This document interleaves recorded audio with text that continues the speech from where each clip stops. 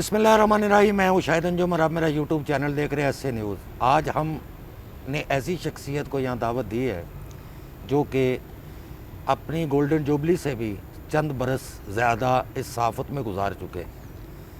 کراچی میں 52 سال پہلے سورج کس طرح طلوع ہوا اور آج کس طرح غروب ہوا ہے، انتظامی امور ہوں یا سیاسی، ان سے بات کریں گے. نعمت اللہ بخاری صاحب سے انہوں نے کیا دیکھا، چینجنگ کیا ہے، تبدیلی کیا ہے. اس شہر نے سب کچھ دیا، اس کو کسی نے کیا دیا، یہ بخاری صاحب بتائیں گے. السلام علیکم جی. وعلیکم السلام. کیسے ہیں سر آپ؟ خیریت سے؟ اللہ کا کرم ہے، احسان و سرب کا. کیا دیا اس شہر کو کسی نے؟ اس نے سب کچھ دیا لوگوں کو. 52 سال کا عرصہ آپ کا گزرا صحافت میں، کیا دیکھا آپ نے؟ کا وہ سنہری دور تھا جب اسے روشنیوں کا شہر کہا جاتا تھا. اس شہر کی شاہراہوں پر نیون سائن لگے ہوتے تھے، اسکرینز لگی ہوتی تھیں اور مختلف قسم کے اشتہارات، رنگ جو ہے لائٹیں ہوا کرتی تھیں. اسی شہر کے اندر ایک میوزیکل فاؤنٹین ہوا کرتا تھا جو آج اس چوک کو پریس کلب چوک کے نام سے پہچانا جاتا ہے. لیکن وہ میوزیکل فاؤنٹین وہ چوک تھا جس کے اوپر ایک ستار لگا ہوا تھا، اور جب بارش یا اس کے اندر فوارے میں پانی چلتا تھا تو شام کو وہ نظارہ دیکھنے کے قابل ہوتا تھا. اس کے جل ترنگ کی آوازیں آتی تھیں، اس میں موسیقی آتی تھی، جس کو فوارہ چوک بھی کہا جاتا تھا. نہیں، فوارہ چوک کبھی بھی نہیں کہا گیا. یہ اب جو ہے نا یہاں انہوں نے فوارے لگا کر اس کو وہ کر دیا، ورنہ یہ میوزیکل فاؤنٹین ہوتا تھا. اس کے اوپر ایک بڑا ہی ساری ستار رکھی ہوتی تھی، اور ستار بجتا تھا اس پانی کا جب وہ ہوتا تھا، تو اس کو میوزیکل فاؤنٹین کہا جاتا تھا. یعنی وہ موسیقی سے بھرپور جو ہے نا فوارہ ہوتا تھا. یہ صرف فوارہ چوک نہیں کہلاتا تھا، میوزیکل فاؤنٹین کہلاتا تھا. اور اس پہ رنگ برنگی لائٹیں لگی ہوئی تھیں، روشنیاں تھیں، اور دھنک کے رنگ بکھیرتا تھا جب شام ہوتی تھی. ہم چھوٹے ہوتے تھے، اسکولنگ میں ہوتے تھے، ہم شام کو یہاں آ کر اسی چوک پہ، یہ بڑا وسیع اور اس چوک ہوا کرتا تھا، اس پہ آ کر جو ہم کھیلا کرتے تھے. اور اسی طریقے سے اس شہر کے اندر اور بہت ساری چیزیں. اس شہر کے اندر کیا اس کی شاہراہوں پر پھلدار درخت لگے ہوتے تھے. اس شہر میں لسوڑے، گونی، کتارے، گلاب جامن، اچھا، اور اس کے علاوہ دیگر پھل جو ہیں لگے ہوتے تھے. آم ہوتے تھے، بیر ہوتے تھے، اور ان درختوں پر ان میں برگد بھی ہوتا تھا، ان میں پیپل بھی ہوتے تھے. یہ کہنا ٹھیک ہوگا کہ ایک باغیچہ تھا یہ. ہاں بالکل. یہ ایک ایسا شہر تھا جس کا کہ اپنا ماضی جو ہے نا اس سے شرمایا کرتا تھا. کیا بات. پھر کیا ہوا کیا اس کے ساتھ؟ اس شہر کے ساتھ اس شہر کے لوگوں نے دغا کی ہے. اس شہر کے لوگوں نے اس ورثے کو سنبھال کر نہیں رکھا جو آج بھی ہمیں یاد آتا ہے. ہم جب اس شہر میں آتے تھے، کلفٹن کے پل کے اوپر جب کھڑے ہوتے تھے تو وہاں سے ہمیں شہر کے پار پہاڑوں کے اندر گھری ہوئی صنعتوں کی چمنیاں نظر آیا کرتی تھیں. اور ایک عجیب لینڈ اسکیپ تھا کہ اس وقت جو سینری بنتی تھی کہ شہر اور شہر کے پس منظر میں پہاڑ بلند و بالا نظر آیا کرتے تھے. آج ان پہاڑوں کا نام و نشان تک مٹ گیا ہے. ان پہاڑوں پر آبادیاں ہو گئی ہیں، انکروچمنٹ ہو گئی ہے، وہ صنعتیں تقریباً بند ہو گئی اور وہ خوبصورتی ختم ہو گئی. اس شہر کا منظر ایسا تھا کہ ایک سائڈ پر کلفٹن کا برج تھا، تو دوسری سائڈ پر جو ہے نا آپ کا چاند ماری پل تھا، جسے لو برج بھی کہا جاتا تھا. اچھا. اس کے عقب میں باتھ آئی لینڈ پر اس وقت کے، جس کو نٹی جٹی پل کہا جاتا. نہیں، باتھ آئی لینڈ یہ سول لائن کا ایریا جہاں پر وہ سرکاری اور اس کی فوجی رہائشگاہیں ہوتی تھیں، اور گورے یہاں پر دن میں باتھ لیا کرتے تھے دھوپ کا. اچھا. اور یہ ہوتا تھا یہاں جوڑے جو ہیں وہ آپس میں ملاقات کیا کرتے اس چاند ماری پل پہ. اس سے وہاں سے سامنے بوٹ بیسن بھی نظر آتا تھا اور عقب میں ہوا بندر بھی نظر آیا کرتا تھا، جو اب متروک ہو گیا اور وہ کلفٹن کہلاتا ہے۔ ہوا بندر کی جو بارادری تھی یہ بخاری صاحب آپ کی بات کاٹ رہا ہوں، ایسا کس نے کیا اس کے ساتھ؟ یہ زیادتی کون کرتا رہا اس شہر کے ساتھ؟ بس اس شہر کے ساتھ ہوا یہ کہ جب یہاں سے دارالحکومت اسلام آباد منتقل ہوا تو اس پر جو ہے نا افتاد ٹوٹ پڑی، اور یہاں کے وہ خوبصورت ذہن جو ایک تصور رکھتے تھے شہر کو بنانے کا، وہ یہاں سے شفٹ کر دیے گئے۔ اور یہاں ایسا بھی ہوا کہ جب وہ شفٹ ہوا تو اس کے بعد 1 یونٹ بھی ٹوٹا۔ 1 یونٹ ٹوٹنے کے بعد صوبے بنے، کیونکہ جب پہلے 1 یونٹ اسکندر مرزا کے دور میں بنا تھا تو اس وقت ایک ری شفلنگ ہوئی تھی، مختلف صوبوں کو یہاں سے جو نا مشینری یعنی ریاست کے جو عمال تھے ان کو ٹرانسفر کیا گیا تھا۔ ان میں ہمارے نانا بھی تھے کراچی سے، جو انہوں نے لاہور آئی جی پنجاب کا سپرنٹینڈنٹ بنا کر بھیج دیا گیا تھا، اچھا، آغا جواد علی شاہ کو۔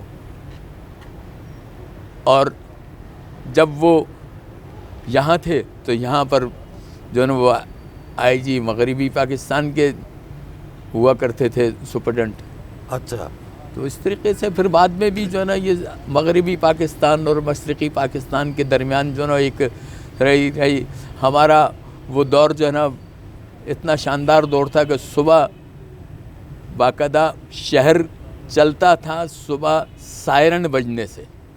اچھا، صبح ہماری سائرن بجنے سے ہوتا تھا کہ اب جو ہے دفاتر جانے کا ٹائم ہو گیا ہے، اسکول جانے کا ٹائم ہو گیا ہے، اور شام کو سورج جب غروب ہو رہا ہوتا تھا اس وقت بھی سائرن بجتا تھا۔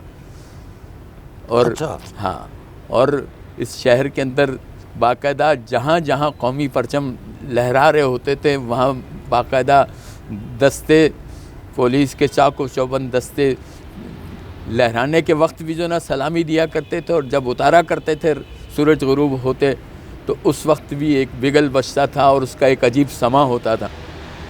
یہ تبدیلیاں کیسے ہوئی پھر؟ تبدیلیاں بس اس کے بعد ہوا یہی کہ جس طرح ہر ادارے میں کچھ لوگ آئے اور وہ اپنا کام کرنے کے بجائے کوئی اور کام کرنے لگ گئے، اپنے ڈسپلن۔ بخاری صاحب، بیسیکلی شہر کا جو نقشہ، اس کی ثقافت، اور جیسے آپ نے بتایا کہ اس کی روشنیاں چھیننے میں سیاسی پارٹیوں کا ہاتھ زیادہ یا انتظامی امور زیادہ آڑے آئے؟ اس میں نااہل انتظامی افسران کا بھی حصہ ہے، اور ان سیاسی پارٹیوں کا جن کو کہ جان بوجھ کر جو ہے نا بنایا گیا، مسلط کیا گیا کسی اور نرسری میں، پولیٹیکل نرسری میں وہ نہیں آئی۔ پولیٹیکل نرسری میں ایک تربیت ہوتی ہے، نظریات ہوتے ہیں، اس کے تحت ہوتا ہے، لیکن یہاں پر صرف جو نا اسٹیبلشمنٹ کی اور دیگر قوتوں کی ضروریات پوری کرنے کے لیے جو پارٹیاں بنائی جاتی ہیں، پھر اس کے لیے جو ہے نا بہت ساری قربانیاں بھی دینی پڑتی ہیں، بہت ساری تباہیاں بھی آتی ہیں۔ انہی میں سے ایک حصہ یہ ہے کہ ہماری کراچی پولیس جو ہے اس کا ایک نام ہوتا تھا۔ ایک وقت تھا کہ کراچی پولیس کا ایک سپاہی کسی محلے سے گزر جاتا تھا لال ٹوپی خاکی وردی میں، تو دور سے کہا کرتے تھے دیکھو وہ پولیس آئی ہے۔ اتنا خوف تھا، اتنا خوف تھا، اس سے مقصد ہے کہ احترام تھا۔ اور ہم نے نہیں دیکھا کہ اس وقت جو ہے نا گھروں پر چھاپے مارے جاتے ہوں۔ اس وقت صورتحال یہ ہوتی تھی، علاقے کا ایس ایچ او جس علاقے میں جاتا تھا اس علاقے کے بارے میں تمام، آج کل تو آپ تھانوں میں جائیں تو صورتحال ہی عجیب سی ہوتی ہے، ورنہ اس میں بستہ الف سے لے کر بے جیم دال اس کے جو ہے نا باقاعدہ جو ہے نا وہ نقشے لگے ہوتے تھے، اس میں بتایا جاتا تھا کہ اس علاقے کے اندر فلاں قسم کا جرائم کرنے والے فلاں لوگ رہتے ہیں، ہاں اس علاقے میں فلاں معززین لوگ رہتے ہیں، اس علاقے میں فلاں مدرسہ ہے، ہر ایک کا ڈیٹا موجود ہر ایک کا ڈیٹا موجود ہوتا اچھا تھا۔ بخاری صاحب، ایون یہ آپ نے بات کی کہ کراچی میں ایک پولیس اہلکار جب کہیں سے گزر جاتا تھا تو ایک افراتفری مچ جاتی تھی علاقے میں۔ آپ نے شہر میں دیکھا سینکڑوں لوگ دن میں قتل ہوئے، ہزاروں گاڑیاں جلا دی گئی، وہ دور بھی آپ نے دیکھا، جی کیا تھا وہ پولیس کی اہمیت ختم کرنے کے لیے ایسے حالات پیدا کیے گئے کہ جس پولیس کو اپنے علاقے کی حدود کا پتہ نہ ہو، جس پولیس کے اہلکاروں کو اپنے علاقے کی گلیوں کا پتہ نہ ہو، وہ کیسے جو ہے کنٹرول کرے گے؟ جبکہ صورتحال یہ تھی کہ ہر تھانے کے اندر جو ڈیوٹی دی جاتی تھی وہ ایک تو ان کے اوقات کار ہوتے تھے، ان میں ٹوٹل 8 گھنٹے ڈیوٹی لی جاتی تھی ایک پولیس اہلکار سے، یعنی دن میں 4 گھنٹے اور رات میں 4 گھنٹے۔ اچھا، صبح میں 4 گھنٹے، مستقل 8 گھنٹے نہیں ہوتی نہ، اور شام میں 4 گھنٹے۔ اور اس کا طریقہ کار یہ ہوتا تھا کہ ہر تھانہ جو ہے اس کے علاقے جو ہے نا مختلف بیٹوں میں تقسیم ہوتے تھے، 1 نمبر، 2 نمبر، 3 نمبر، اس قسم کے۔ ہر بیٹ کے اندر ایک سپاہی ہوتا تھا، اور چوکی کے ایریا میں ایک حوالدار اس کے اوپر ہوتا تھا، اس پہ ایک ASI ہوتا تھا۔ اور وہ سپاہی اپنے علاقے میں نکلا ہے تو پہلا کام وہ یہ کرتا تھا، علاقے میں نائی کی دکان پر جاتا تھا، پھر وہ راشن کی دکان پر جاتا تھا، پھر وہ ہوٹل پر جاتا تھا، مسجد کی طرف جاتا تھا، اور علاقے میں جو اسپتال ہوتا تھا وہاں جاتا تھا، ان لوگوں سے گفتگو کرتا تھا۔ اس کو یہ بھی پتہ ہوتا تھا کہ اس کے محلے میں، اس کی بیٹ میں کون نیا بچہ پیدا ہوا ہے اور کس کا انتقال ہوا ہے، اور کون نیا وہاں پر باشندہ آیا ہے، مہمان آیا ہے، یا کوئی نیا کرایہ دار آیا ہے، اس کو یہ علم ہوتا تھا۔ ان کے پاس ایک چھوٹی سی کتاب ہوتی تھی جس میں وہ اپنی دن بھر کی روداد لکھا کرتے تھے، اور شام کو رول کال میں وہ روداد جو ہے اپنی وہ SHO کے سامنے پیش کرتے تھے۔ اور اردو لکھنا پڑھنا ضروری ہوتا تھا پولیس کے سپاہی کے لیے، تاکہ وہ اپنی روزمرہ کی کارکردگی لکھ کر بتائے۔ یہ آپ بتا رہے ہیں رول ریگولیشن جو آپ نے دیکھی یا جیسا تھا، میں اسی سوال پہ واپس آؤں گا کہ روزانہ جو سینکڑوں لوگ مارے گئے، گھر برباد ہوئے، بستیاں جلا دی گئیں، اس کا ذمہ دار کون ہے؟ اس کے لیے پھر آپ کو جو نا ماضی میں ان قوتوں کی طرف جانا پڑے گا جن کی سرپرستی میں مختلف علاقوں میں پولیس کو کنٹرول کیا جاتا تھا۔ اچھا، اور یہ ہوتا تھا کہ کچھ خاص قوتیں کچھ لوگوں کو، کچھ کرمنلز کو پروٹیکٹ کیا کرتی تھی، اور ان کو اپنے مقاصد کے لیے استعمال کیا جاتا تھا۔ اور یہ سب کچھ 77 کے بعد، اس سے پہلے ایسا نہیں ہوتا۔ تو اس سے پہلے پولیس کا جو SHO ہوتا تھا، آپ یہ کہہ رہے ہیں کہ مارشل لا دور کے بعد شروع ہوا؟ جی ہاں، یعنی مارشل لا پہلے بھی آیا تھا، لیکن پولیس کی ریٹ کو کبھی بھی چیلنج نہیں کیا گیا تھا۔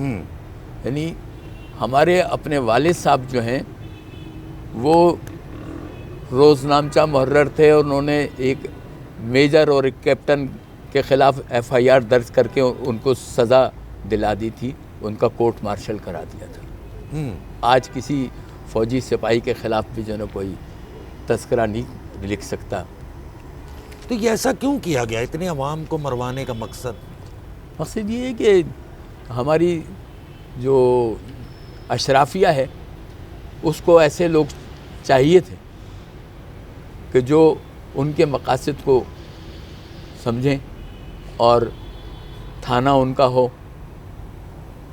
تحصیل ان کی ہو، پٹواری ان کا ہو، یہ سارے لوگ جو ہیں ان سب نے مل کر جو ہے نا اسٹیبلشمنٹ کے داغ بٹھانے کے لیے یہ کیا۔ ورنہ تو حال یہ تھا کہ اگر کسی علاقے میں کوئی کرمنل آ جاتا تھا تو اس کے لیے کوئی چھاپا نہیں مارا جاتا تھا. پہلے علاقے کے معززین کو بلا کر کہا جاتا تھا کہ بھائی آپ کے علاقے میں فلاں بندہ جو ہے اس کی سرگرمیاں مشکوک ہیں, اس سے کہو یا تو علاقہ چھوڑ جائے یا اپنے آپ کو سرنڈر کر دے ہمارے سامنے, ادروائز ہمیں پھر چادر اور چار دیواری کی خلاف ورزی کرنی پڑے گی. تو سر بخاری صاحب, آپ نے دیکھا ہوگا, آپ پولیٹیکل رپورٹر بھی رہے, آپ کرائم رپورٹر بھی رہے, کیا سیاستدانوں نے اس پر کوئی آواز نہیں اٹھائی کہ کراچی کی عوام کو جس طرح سر عام قتل کیا گیا, کراچی کے ساتھ جو زیادتیاں کی گئیں, کیا کوئی سیاسی پارٹی اس کو منہ دینے کے لیے تیار نہیں تھی؟ اس لیے کہ جو ایک سیاسی عمل تھا وہ رک گیا. اس کے بعد ایک نئی نرسری میں نئی لیڈرشپ تیار کی گئی جس کا کام ہی یہ تھا کہ مفادات کو تحفظ دینا ہے, اپنے بھی اور پرایوں کے بھی.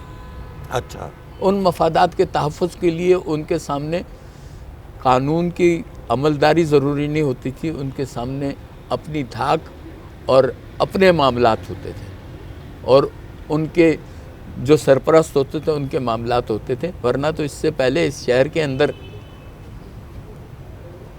اس طرح آزادی کے ساتھ کوئی یہ نہیں کہتا تھا کہ صاحب تنخواہ تو میری اتنی ہے لیکن اوپر کی آمدنی بہت ہے. یہ جو شخص کہتا تھا اس کا سوشل بائیکاٹ ہو جاتا تھا, اور حرام کی کمائی کا رہا ہے. ہاں, اور اس کے قریب بھی نہیں پھٹکنے دیتے تھے. اور حال یہ ہوتا تھا, آج ملازمتوں کے لیے نوجوان دھکے کھاتے ہیں, اور پہلے ہمارے محلوں میں جو ذمہ دار قسم کے افسران ہوتے تھے یا اہلکار بھی ہوتے تھے, وہ ان کے ہاں کوئی ویکنسی خالی ہوتی تھی سرکاری محکمے میں یا پبلک کے محکمے میں, تو وہ اپنے ارد گرد دیکھتے تھے کوئی بچہ نیا میٹرک پاس آیا ہے, اسے کہتے تھے ہاں بیٹا کون سی جماعت میں پڑھ رہے ہو؟ کہا جی میٹرک کر لیا. اچھا تو کیا کر رہے ہو, آگے کیا ارادہ ہے آپ کا؟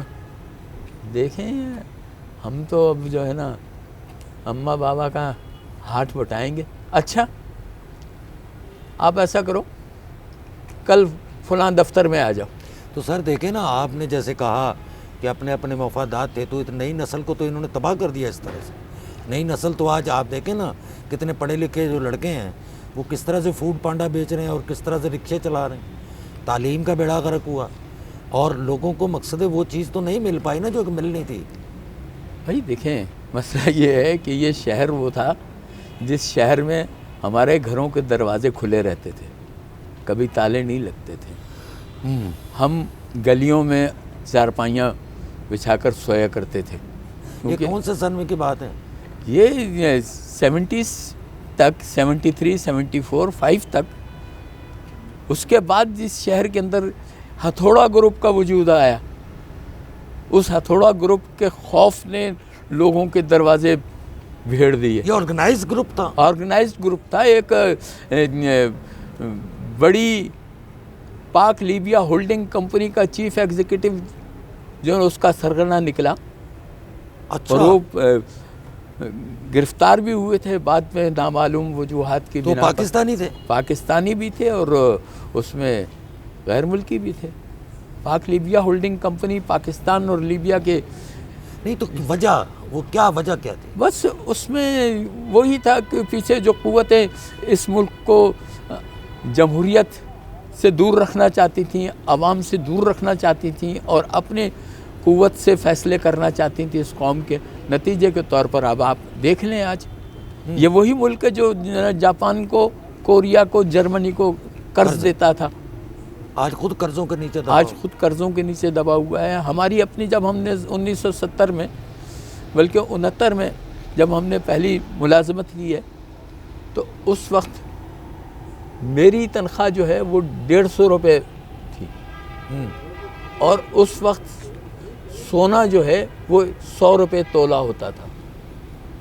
یعنی 1.5 تولہ سونے کے مساوی زر اعتباری کے حوالے سے جو ہے نا مشاہرہ ایک عام مزدور کا اور غیر ہنرمند کا مقرر تھا. اس میں لوگ آسانی کے ساتھ گزارا کر لیں. آپ کو لگتا ہے کبھی یہ حالات سدھریں گے؟ حالات ایسے کبھی نہیں سدھریں گے.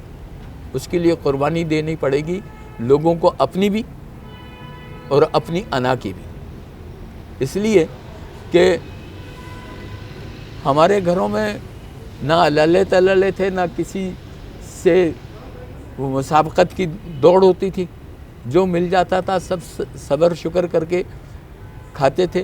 ہمارے گھروں میں آج جو ہے نا 2-2 کلو دودھ آتا ہے، جبکہ ہم جو ہے اپنے والدین کے ساتھ رہتے تھے، 5 اولادیں تھیں اور 2 میاں بیوی تھے، آپ ایک کیا ہماری سمجھتے ہیں دادی تھی۔ فضول خرچی جو ہے وہ ختم ہو تب جا کر؟ ہاں، اس کی وجہ یہ کہ سب سے بڑی بات یہ ہے کہ فضول خرچی کے ساتھ ساتھ صبر شکر اور قناعت جو ہے نا وہ بہت ضروری ہے ہمارے گھر میں۔ احتساب جی ہاں، ایک احتساب ہونا چاہیے۔ احتساب ہونا چاہیے، لیکن مخصوص احتساب نہیں ہونا چاہیے۔